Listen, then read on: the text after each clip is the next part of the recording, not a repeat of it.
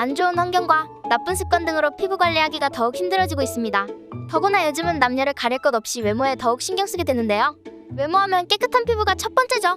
이번 시간은 피부에 대한 궁금한 점 몇 가지를 빠르게 정확하게 전문의에게 알아보도록 하겠습니다. 전문의의 정확한 정보를 드립니다.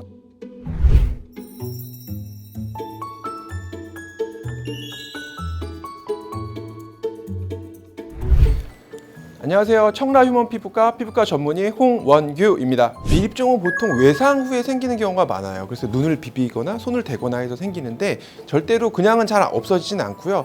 짜서 없애주는 게 좋습니다. 근데 바늘로 뚫어서 압출기로 짜든지 병원에 오시면 레이저로 피부에 구멍을 뚫어서 압출하게 되면은 잘 제거가 되고요. 일부 조금 남으면 재발하는 경우도 있는데 보통은 한 번에 잘 제거가 됩니다. 보통 선크림은 지수가 SPF 50 이상, PA3 포지티브라고 해서 UVA와 B를 모두 차단하는 선크림을 쓰는 걸 기본적으로 권하고 있고요.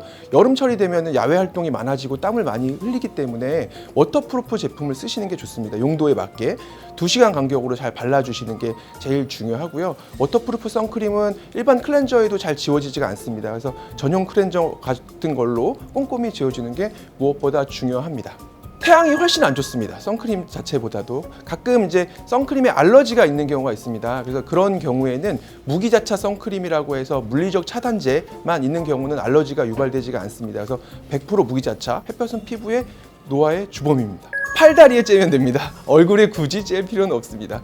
그런 관련 논문도 있는데 자외선 차단제를 열심히 사용하는 분도 충분히 팔다리에 자외선이 노출되면은 비타민 D 합성에는 전혀 문제가 없다라는 논문도 있습니다. 피부암은 우리 피부가 있는 곳에 어디든지 다 발생할 수 있는데요. 특히 얼굴에도 잘 발생합니다. 얼굴에는 기저세포암이라는 것이 있는데 한국인에서 많이 발생하는 암 중에 하나고요. 점으로 오인하기 쉽게 까맣게 생겼습니다. 그래서 의사들도 가끔 오진하는 경우가 있습니다. 그래서 단순히 점인 줄 알고 레이저로 제거했는데 지속적으로 재발하는 경우에는 기저세포 암일 수도 있습니다. 그래서 정확한 진단은 조직 검사를 통해서 암인지 아닌지 확인이 필요한 경우가 꽤 있고요. 얼굴 외에도 뭐 손이라든지 다리에는 흑색종이 동양인에서 많이 발생하게 되는데 흑색종은 생명에 위험을 줄 수 있는 되게 위험한 암입니다. 그래서 점이 커지거나 모양이 이상해지거나 출혈 등이 있다 그러면 피부과 전문의를 찾아서 정확한 진단을 받는 게 좋습니다.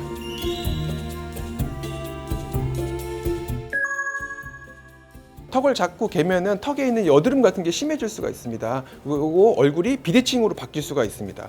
턱 관절에도 안 좋을 수 있고요. 이렇게 팔꿈치를 개면서 턱 이쪽에 태선화라고 해서 피부가 두꺼워질 수도 있습니다. 그래서 결국 압력을 받거나 미는 거는 피부에 좋지 않은 행동입니다.